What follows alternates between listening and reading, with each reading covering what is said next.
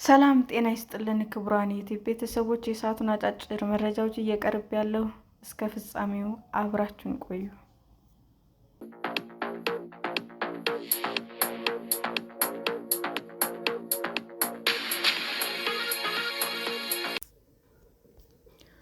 ሳውዲ ባለፉት 2 ተከታታይ ዓመታት በሞት የቀጣቻቸው ሰዎች ቁጥር መጨመሩ ተገለጸ። ሳዑዲ አረቢያ ለ2 ተከታታይ ዓመት በሞት የቀጣቻቸው ሰዎች ቁጥር ከፍተኛ መሆኑን የሰብአዊ መብት ድርጅት ገለጸ። እንደ አውሮፓውያን አቆጣጠር በ2025 በሞት የተቀጡ ሰዎች ቁጥር 347 ሲሆን አምና ደግሞ 345 ሰዎች ላይ ቅጣቱ ተፈጽሟል። መቀመጫውን በዩናይትድ ኪንግደም ያደረገውና በሳዑዲ አረቢያ የሚፈጸሙ የሞት ቅጣቶችን የሚከታተለው ሪፕራይቭ ዓመቱ በከፍተኛ መጠን የሞት ቅጣት የተፈጸመበት ነው ብሏል። በቅርቡ 2 ፓኪስታናውያን ከአደንዛዥ እጽ ክስ ጋር በተያያዘ በሞት ተቀጥተዋል። አንድ ጋዜጠኛ እና 5 ሴቶችም በሞት የተቀጡ ሲሆን ወንጀል ፈጽመዋል በተባሉበት ወቅት ታዳጊ የነበሩት 2 ወጣቶች ላይም ቅጣቱ ተፈጻሚ ሆኗል። ሪፕራይቭ ባወጣው ሪፖርት መሰረት በሞት ከተቀጡ ሰዎች 2/3ኛው የተከሰሱት እምብዛም ጎጂ ካልሆነ አደንዛዥ እጽ ጋር በተያያዘ ነው። የተባበሩት መንግስታት ይህ ከዓለም አቀፍ መርህና አሰራር ጋር ይቃረናል ብሏል። ሳዑዲ አረቢያ ጸረ አደንዛዥ እጽ ንቅናቄን ከምትለው እንቅስቃሴ ጋር በተያያዘ በሞት ከተቀጡ ግማሹ የሳዑዲ ዜጎች አይደሉም።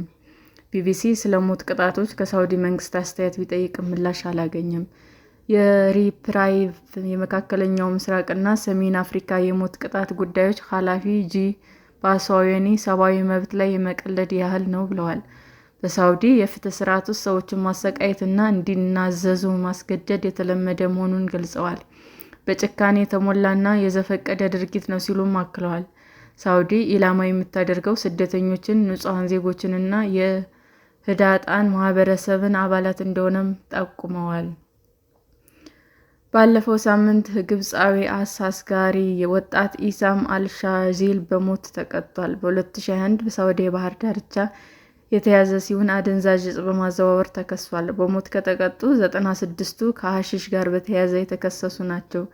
ዚድ ባሲዮን በማንኛውም ጉዳይ ላይ የሚያስተላልፉት ውሳኔ ህዝቡ ችላ እንዳለ ማስጠንቀቂያ ለመስጠት ሲሉ የትኛውንም ሰብ በሞት ሊቀጡ ይችላሉ ብለዋል። ሳዑዲ ተቃውሞ ከማሰማት፣ ከንግግር ነፃነትና ከአደንዛዥ እጽ ጋር በተያያዘ ጠንካራ መልዕክት ማስተላለፍ እንደምትፈልግ ተናግረዋል። እንደ አውሮፓውያን አቆጣጠር በ2022 ሳዑዲ ውሳኔ ካሳለፈች በኋላ ከአደንዛዥ እጽ ጋር በተያያዘ ሞት የሚቀጡ ሰዎች ቁጥር ጨምሯል። ተመድ ውሳኔውን አሳዛኝ ብሎታል። ቤተሰቡ ሞት የተፈረደበት አንድ ግለሰብ በፍርሃት እየኖርን ነው ብሏል። የምንተኛውም የሞት ቅጣት በማይፈጸምባቸው ቀናት ብቻ ነው። እነዚህ አርብና ቅዳሜ ናቸው ሲል ተናግረዋል። ለዓመታት አብረዋቸው የታሰሩ ሰዎች እየተጎተቱ የሞት ቅጣት ወደሚፈጸምበት ስፍራ እንደሚወሰዱ የዓይን እማኞች ገልጸዋል። የሳዑዲ ልዑል ሙሐመድ ቢን ሰልማን እንደ አውሮፓውያን አቆጣጠር በ2017 ስልጣን ከያዙ ወዲህ አንዳንድ ክልከላዎች ቢላሉም የተቃውሞ ድምጾችን አፍነዋል። የሳዑዲ ምጣኔ ሀብት ነዳጅ ላይ ብቻ የተመሰረተ እንዳይሆን ሀገሪቱን ለዓለም ክፍት አድርገዋል። ሴቶች መኪና እንዲያሽከረክሩ ተፈቅዷል። የሃይማኖታዊ ፖሊሲዎች ስምሪትም ተቋርጧል። ሂውማን ራይትስ ዎች እንደሚለው ግን የሰብአዊ መብት ረገጣ አሳሳቢ ሆኗል። ዋነኛው ስጋት ደግሞ የሞት ቅጣት ነው። ከሳዑዲ በተጨማሪ ቻይናና ኢራንም የሞት ቅጣት በመፈጸም በሰብአዊ መብት ተሟጋቾች ተኮንነዋል። በሂውማን ራይትስ የሳዑዲ አረቢያ ሰብአዊ መብት ጉዳዮች ተመራማሪ ጆሺያ መሐመድ ቢን ሰልማን ያለ ምንም ወጪ የሞት ቅጣት ይፈጽማሉ። በሳዑዲ የስፖርትና መዝናኛ መሰናዶዎች ያለ ማንም እክል ይከናወናሉ ብለዋል። ራይፐር እንዳለውም የሞት ቅጣት የሚፈጸምባቸው ሰዎች ቤተሰቦች ስለ ቅጣቱ አይነገራቸውም፣ አስከሬንም አይሰጣቸውም። ሳዑዲ በምን መንገድ የሞት ቅጣት እንደምትፈጽም ይፋ ባታደርግም በመቅላት ወይም በጥይት ሊሆን እንደሚችል ይታመናል። በተመድ ከሕግ ውጭ የሚፈጸም ግድያ ልዩ መርማሪ የሆኑት ዶክተር ሞርቲስ ዲ ባልስ ቬንስ ሳዑዲ የሞት ቅጣት መፈጸም ማቆም እንዳለባት ተናግረዋል። ሳዑዲ ዓለም አቀፍ ሕግን እንድታከብር የውጭ አገር ዜጎች ከኤምባሲያቸው ድጋፍ ሊያገኙ የሚችሉበት መንገድ እንዲመቻች የሞት ቅጣት የሚፈጸምባቸው ሰዎች ቤተሰቦች መረጃ እንዲሰጣቸው፣ በሞት የተቀጡ ሰዎች አስከሬን ለቤተሰቦቻቸው እንዲሰጥና የሞት ቅጣት መረጃዎች ይፋ እንዲደረጉም ጠይቀዋል። አብዱልሃል አልዳሪዚኒና ጃል አል-ላባድ ወንጀል ፈጽመዋል በተባሉት ወቅት ታዳጊዎች ነበሩ።